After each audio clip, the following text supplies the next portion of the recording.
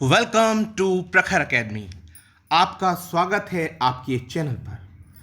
और हम शुरुआत करते हैं अपने मोटिवेशनल थॉट के साथ, जो है don't limit your challenges, challenge your limits. पहली बात तो कोई भी चैलेंज आपके सामने आए तो उसे रेस्पेक्ट दीजिए, क्योंकि कहते हैं कि ईश्वर योद्धाओं को ही चुनौती देता है और वो उसे पूरा कर सकते हैं, इसलिए उनके लिए टास्क का लेवल बड़ा होता है। तो यहां वो कहते हैं कि डोंट लिमिट योर चैलेंजेस। ये मत कहो कि मैं ही क्यों और मुझे ये चैलेंज क्यों मिला, क्योंकि तुम योग्य हो। You can challenge your limits. और अगर तुम्हें ये फील भी आती है कि यार ये टारगेट बड़ा है, देन चेस इट। अपनी स्ट्रेंथ को बढ़ाइए, अपनी एफिशिएंसी को इंप्रूव कीजिए और देखिए कहां आपसे गलती हो रही है। It's okay. तो इसी विचार के साथ हम आगे बढ़ते हैं। हमारा पहला क्वेश्चन है, इलाहाबाद हाई कोर्ट के कार्यवाहक मुख्य न्यायाधीश नियुक्त किए गए हैं। तो किन्हें नियुक्त किया गया है? संजय यादव को। संजय यादव को किया गया है। हाल ही में नियुक्त होने वाले कुछ और राज्यों के मुख्य न्यायाधीश भी मैं इसके चलते आपको बता देता हूं। आपको याद होगा, हिमा कोहली अभी तेलंगाना प्रदेश की बनी है मुख्य न्यायाधीश। अरूप कुमार गोस्वामी आंध्र प्रदेश से, आर एस चौहान उत्तराखंड के, J K Maheshwari Sikkim, S Muralidhar Odisha high court, PV Sanjay Kumar Manipur, Pankaj Mittal जो जम्मू कश्मीर और लद्दाख को देखते हैं।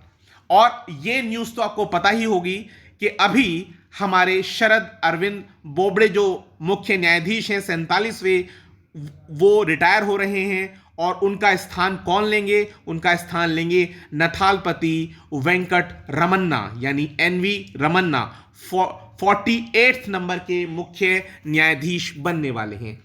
चलिए आगे बढ़ते हैं। अगला प्रश्न है कि सार्वजनिक उद्यम चयन बोर्ड का चेयरमैन किसे चुना गया? तो यह उत्तर है मल्लिका श्रीनिवासन को।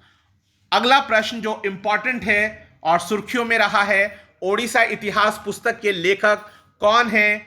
आपको पता होगा कि प्रधानमंत्री महोदय उसके हिंदी संस्करण का लोकार्पण करने की बात थी। तो आपको पता होगा कि ओडिशा इतिहास जो है वो किसने लिखा? ओडिशा इतिहास को लिखने वाले रहे हैं डॉक्टर हरे कृष्ण मेहताब। क्या नाम है इनका? डॉक्टर हरे कृष्ण मेहताब। तो ये जानकारी किसके बारे में? ये है ओडिशा इतिहास के बारे में आपको जानकारी दे रहे हैं। तो इसका जो हिंदी संस्करण है वो लाया गया और उसका लोकार्पण किया गया है। क्या कि वहां पर उड़ीसा में किन लोगों ने अपने बलिदान को देकर उस संस्कृति को बनाए रखा, ये विषय जो था वो उड़िया भाषा में ही था। अब इसका जो अनुवाद है वो शंकरलाल पुरोहित जी ने किया। तो डॉक्टर हरे कृष्ण मेहताब ने जो बुक लिखी थी वो भारतीय स्वतंत्रता संग्राम से जुड़े थे। आपको पता होगा उड़ीसा के पूर्व मुख्यमंत्री भी रह चुके हैं और अहमदनगर जो किला है उसकी जेल में रहकर उन्होंने ये ओडिशा इतिहास लिखी थी। ठीक है। तो इसको अब क्या किया गया है? हिंदी में इसका अनुवाद किया गया है और इनकी संस्कृति से, इन लोगों के बलिदानों से, जिससे कि हिंदी भाषी लोग भी आराम से परिचित हो सकें, इसलिए प्रधानमंत्री मोदी जी ने इसको ओडिशा के इतिहास के हिंदी अनुवाद का लोकार्पण किया। और इसके लेखक मैं बता चुका हूं डॉक्टर हरे कृष्ण मेहताब रहे हैं। ठीक है। उन्हें उत्कल केसरी की उपाधि भी दी गई थी। अगला प्रश्न आता है कि तेजस LCA का नौसेना संस्करण कब किया गया? तो ये आपको प्रश्न याद होगा, इंपॉर्टेंट क्वेश्चन था। जनवरी 2020 में। कब हुआ? जनवरी 2020 में। तो आपको पता होगा तेजस के बारे में कि तेजस क्या है? तेजस है एक LCA यानी लाइट कॉम्बैट एयरक्राफ्ट। तो इसका नाम क्या है? MK1 तेजस इसको नाम दिया गया है, जिसे लोकल नेमिंग होती है। तो ये पहली बार जब विमानवाहक पोत INS विक्रमादित्य के ऊपर उतरा और उतरने के बाद फिर इसने रनअप लिया और ये उड़ा, तो इसी के साथ ये माना गया कि भाई ये अब आपका विमान वाहक पोत पर क्योंकि इसको तैनात कर दिया गया है, तो ये तेजस LCA जो है इसका नौसेना संस्करण जनवरी 2020 में हुआ।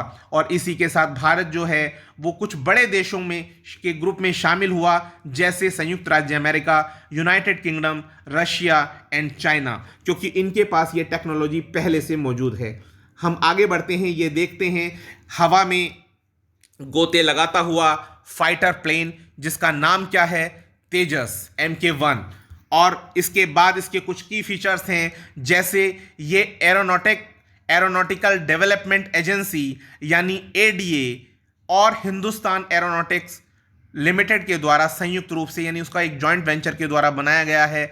और ये एक स्वदेश निर्मित लड़ाकू विमान है। ये लाइट वेट है, जैसे इसके नाम से ही पता लग रहा है, single engine multiple role tactical fighter aircraft है। यहाँ पर दो इसके वेरिएंट हैं, एक तो सिंगल सीट में है जो भारतीय वायुसेना और भारतीय नौसेना के लिए कॉम्बैट के लिए यूज़ किया जाता है, और एक 2 सीटर प्लेन है, 2 सीटर एयरक्राफ्ट है जो ट्रेनिंग पर्पज से यूज़ किया जाता है।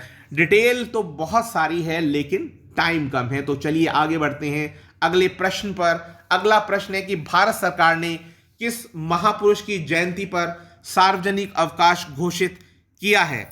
तो किसका किया है? 14 अप्रैल को डॉक्टर भीमराव अंबेडकर जी की जयंती पर ऐसा किया गया है। ऐसा क्यों किया गया? क्योंकि आप जानते हैं कि ये जयंती उनकी कौन सी जयंती है, ये 130वीं जयंती है, तो इसके उपलक्ष्य में ऐसा किया गया है। ठीक है, तो मैं आपको बता दूं डॉक्टर भीमराव अंबेडकर का योगदान, शायद ऐसा कोई ही व्यक्ति होगा जिसे नहीं पता हो कि संविधान के निर्माण में उनका बहुत सहयोग रहा। और आप जानते होंगे कि वो ड्राफ्टिंग कमेटी को हेड कर रहे थे, तो उनके प्रयासों से आज हम अपने संविधान को प्राप्त कर पाए। अब अगले प्रश्न की तरफ बढ़ते हैं। अंतर्राष्ट्रीय ब्लू फ्लैग प्रमाणन प्राप्त देश के 8 जो समुद्री तट हैं वो कौन कौन से हैं?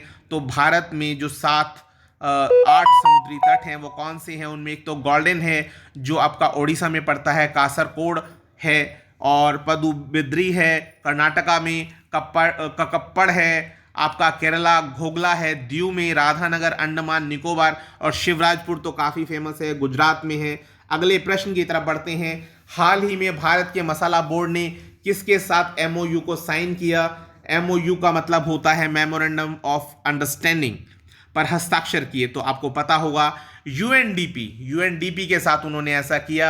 UNDP क्या होता है? UNDP यानी यूनाइटेड नेशन डेवलपमेंट प्रोग्राम होता है। क्या होता है? यूनाइटेड नेशन डेवलपमेंट प्रोग्राम के इंडियाज एक्सीलेटर लैब के साथ उन्होंने ऐसा किया। और आपको मैं बता दूं कि मिर्च और हल्दी इनको उगाने के लिए आंध्र प्रदेश के कुछ जिलों को चुना गया, और उन जिलों में इसकी फार्मिंग के लिए समझौता किया गया। तो आपको ये बताता हूँ कि इंडिया का जो स्पाइसेस एक्सपोर्ट है वो क्रॉस कर गया है किसको? एक माइलस्टोन को, जो कितना है 3 बिलियन ड्यूरिंग द 2019-20।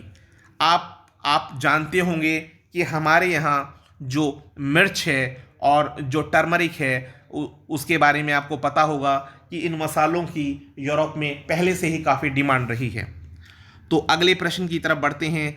वित्त मंत्रालय में राजस्व विभाग का नया सचिव किसे नियुक्त किया गया? तो वो है तरुण बजाज। अगला प्रश्न आता है कि 7th बिम्स्टेक, जो 7th नंबर का मतलब 7th समिट हुआ है बिम्स्टेक मंत्री स्तरीय बैठक की मेजबानी कौन से देश ने की? तो इसकी मेजबानी की बात आई किसके ऊपर? श्रीलंका के ऊपर। किसके ऊपर है? श्रीलंका के ऊपर। तो अब मैं आपको बता दूं कि श्रीलंका, ये आप देख सकते हैं कि भारत के साथ श्रीलंका, आप देख सकते हैं नीचे की तरफ ये श्रीलंका है। और आप आगे एक आपको मैं बता दूं कि अगर कंटेंट आपको पसंद आ रहा हो तो please like, share and subscribe. आगे बढ़ते हैं। लीजेंड ऑफ एनिमेशन अवार्ड 2020 किसे दिया गया? तो लीजेंड ऑफ एनिमेशन 2020 दिया गया है अर्नब चौधरी को। मरणोपरांत दिया गया 20 से 24 जुलाई 2020 एनिमेशन मास्टर समिट में, जो तिरुवनंतपुरम यानी केरला में हुई। यह पुरस्कार प्रदान करने वाला जो है वो टोन्स मीडिया ग्रुप है, इससे ये इनको सम्मान प्राप्त हुआ। यह पुरस्कार एनिमेशन और मनोरंजन उद्योग में योगदान के लिए दिया जाता है।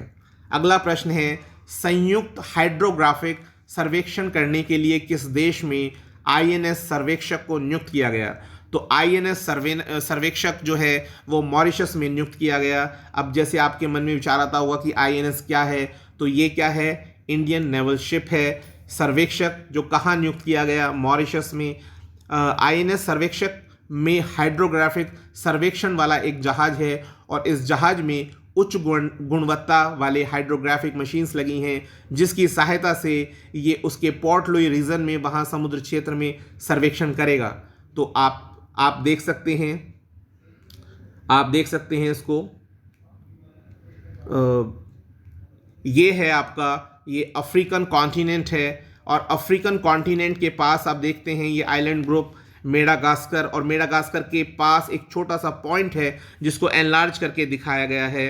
तो ये जो छोटा सा पॉइंट आपको दिखाई दे रहा है जिसको एनलार्ज किया गया है, यहाँ पर आप देख सकते हैं पोर्ट लुई। तो इस रीजन में, ये मॉरिशस है, तो इस रीजन में आपका जो सर्वेक्षक है वो गया और वहाँ पर हाइड्रोग्राफिक सर्वेक्षण किया गया। इसके बाद आगे बढ़ते हैं। ये प्रश्न काफ़ी जनरल है। डिजिट इंश्योरेंस ने किसे अपना ब्रांड एम्बेसडर बनाया? तो ब्रांड एम्बेसडर किसको बनाया? विराट कोहली को बनाया गया। और इससे अगले प्रश्न पर चलते हैं कि 10 अप्रैल आज के दिन को मनाया जाता है। तो सबको पता होगा, सैमुअल हैनीमैन के जन्म दिवस के अवसर पर विश्व होम्योपैथी दिवस मनाया जाता है 10 अप्रैल को। अब अगला क्वेश्चन आता है, द हिंदू पुरस्कार 2019 के लिए किसे विजेता चुना गया? तो किसे विजेता चुना गया?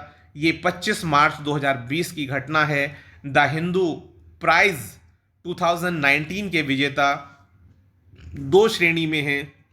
एक नॉन फिक्शन यानी गैर काल्पनिक श्रेणी जिसमें संतुन दास को मिला है, और ये किसके लिए मिला है?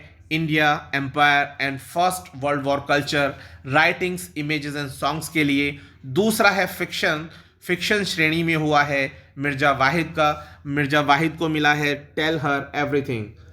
अब इसी के साथ यहाँ प्रश्न समाप्त होते हैं और मैं उम्मीद करता हूँ कि आपको ये कंटेंट पसंद आया होगा। Thanks for watching this video. Please like, subscribe and share with your near dear. Have a good night.